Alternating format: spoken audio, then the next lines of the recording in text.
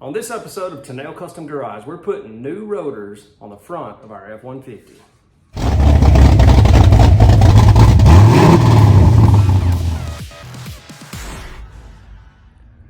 Now the problem that we're going to fix is that when this truck is up to speed and we're rolling down the road and we come to a stop like at a red light or something, there's a pulsing. Woo, woo, woo, woo, woo, woo, woo. It's a jerking as you're stopping. Not a wobbling of the wheel.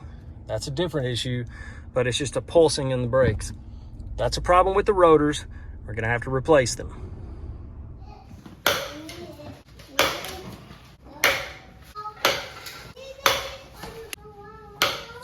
Can Olivia and I run to a little furniture store? No. Okay, anyway, we're running to a furniture store and we'll be back in a minute.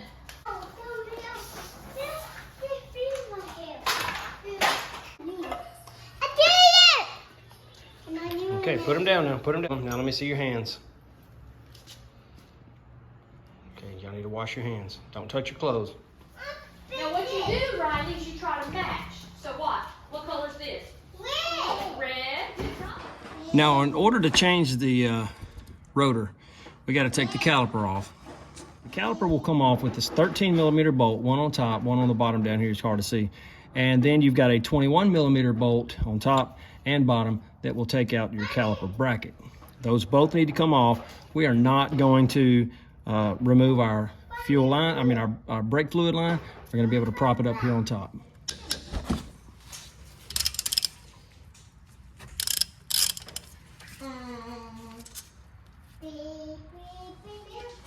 All right. Okay, I got the bottom one off as well. Now the caliper can pry off. Probably need some screwdriver or something to pry with. If yours is tight, mine was not. I'm gonna lay it right up here. I'll show you what that looks like. Now our caliper is safe as long as we leave it stayed right here. You don't want to hang the caliper and let it dangle on that fluid line. You'll be replacing a fluid line. Now we go with our 21mm. But there's one on the top, one on the bottom. And, you can spray some WD-40 or some penetrating oil on these things before you start working on them. It adds another layer of mess, but certainly helps you. 21mm.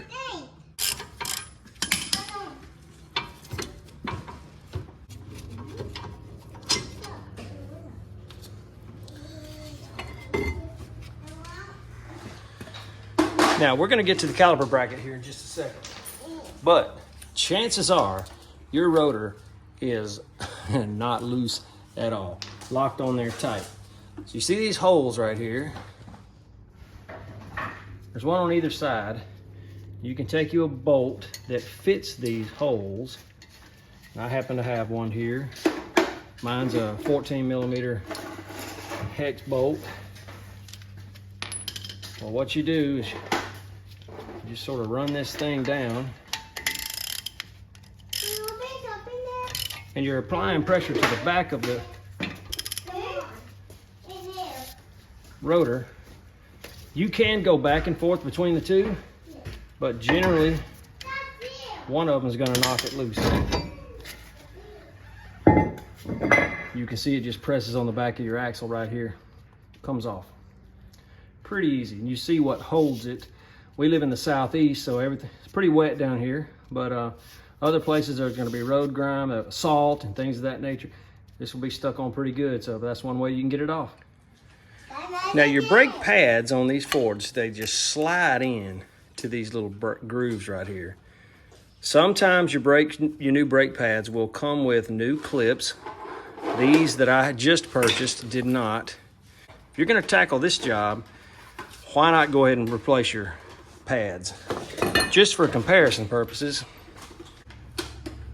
This is a new pad, no groove, old pad. So you can see they're just about gone.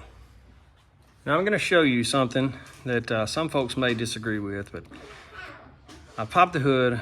I'm taking the lid off of our brake fluid cylinder, our master cylinder fluid reservoir, and we're gonna reposition our piston. Now, obviously, I just removed the caliper with these old pads in, and they were tight because the brakes were functioning. So in order to get the new pads in and over the new rotor, these pistons must be depressed. They make a tool for this, but on these Fords, I'm going to show you a trick. Again, this is not always recommended. They say either on the front or the rears, you could potentially create a problem for your ABS. I have never experienced that myself. Maybe I'm lucky, but I've done this several times, a lot of times. Never experienced that. Big set of pliers. Hard to do with one hand, but I have to. Slowly, don't hack on it. Slowly push your piston in. Now what happens on the other one, you go real slowly, you might push your fluid back into your reservoir and not push this piston back out. Real slow.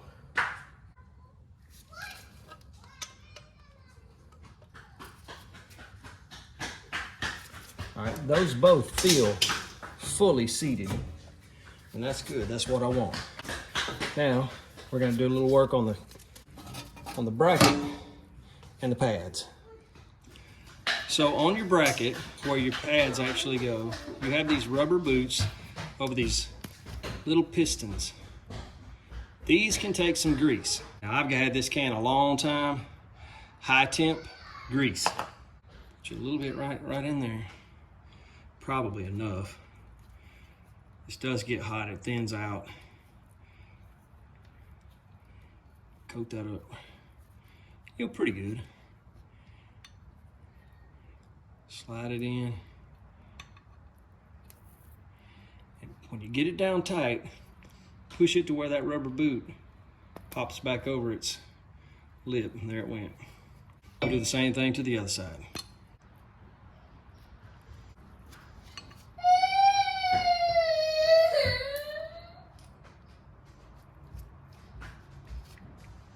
There you are. Now the next thing I want to do, I want to put some grease right in these tracks. They get dirty, they get rusty. This is what your brake pads will slide back and forth on. So just dab you some in there like that. It'll be in there for a while. Your new pads really can't get this wrong, but they'll slip in that groove right there. And the one at the top. And now that's in. We'll press them together when we get them over the rotor. These clips will fall out, so be careful when you're taking them off that you don't lose one. If you do lose one, they'll just snap back in place. Go back with my second one.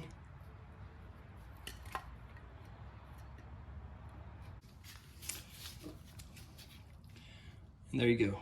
Now this is ready to be put back on once we get our caliper back on. But now, the new rotor.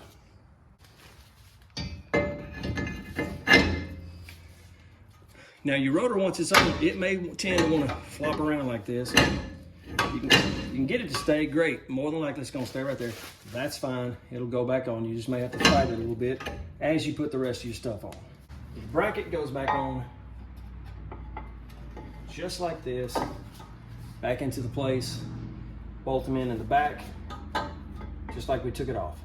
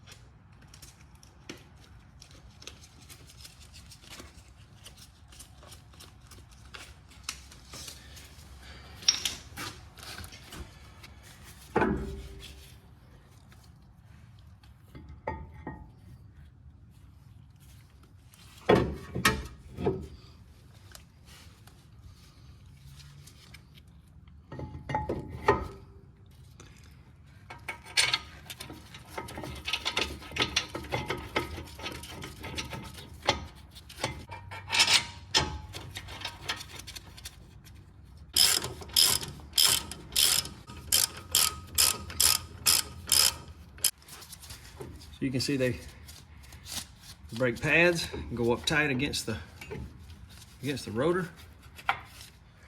Okay, my apologies. I was really struggling getting that caliper back on, and my pads kept wanting to separate because my rotor kept wanting to slip out of place. So one thing you can do, and I thought I'd get away with it, but no. Put you a lug nut or two on there, hold it in place. Now I believe I've got these set in just right. That caliper ought to slip right on.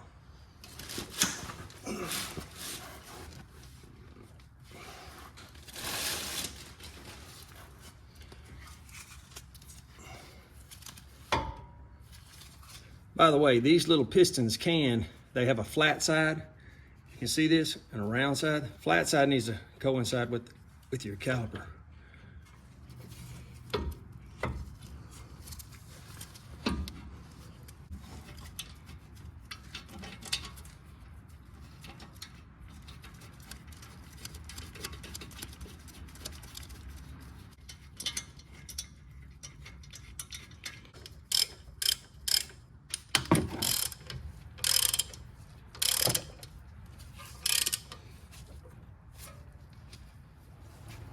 Now this is just me.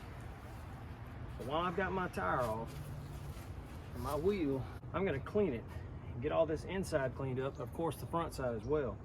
This is a super clean all wheel cleaner. They sent this to me.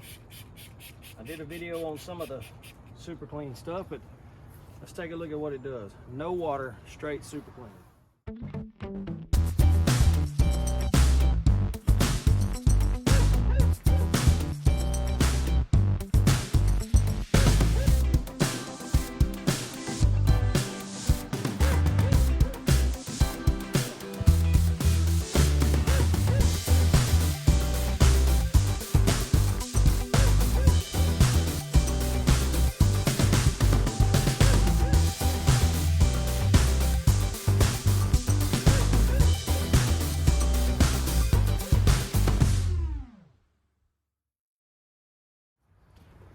So there you go, super clean wheel cleaner. It eats right through that hard to scrub brake dust. Put it on there, let it sit for a while, cleans right off. It's good stuff. Get some. Now all that's left to do is put our tire back on. I will reach up here and put my reservoir lid back on my brake cylinder. And we can reinstall our wheel.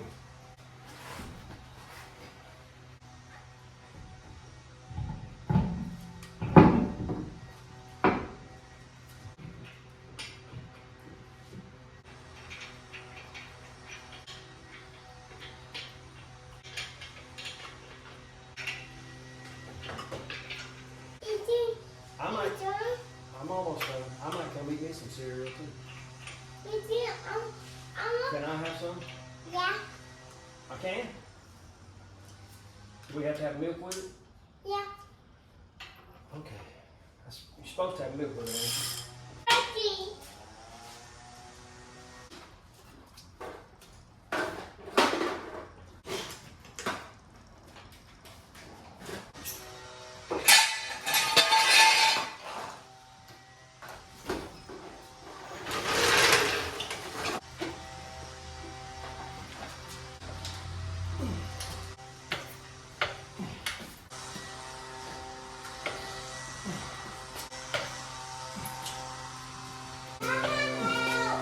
Now one thing you'll notice is your first depression on your brake pedal is going to be pretty squishy. And the second 2 or 3 is going to firm it right up. I did the passenger side as well. I didn't show you that video. Everything's the same. I'm going to go get up to speed so I can see if my truck pulses when I brake. I'm going to get up to a decent speed, not too fast. This guy's stopping. Yes. It's smooth. Okay. Gonna turn onto our road again. I'm gonna get on the brakes pretty good. See how they do.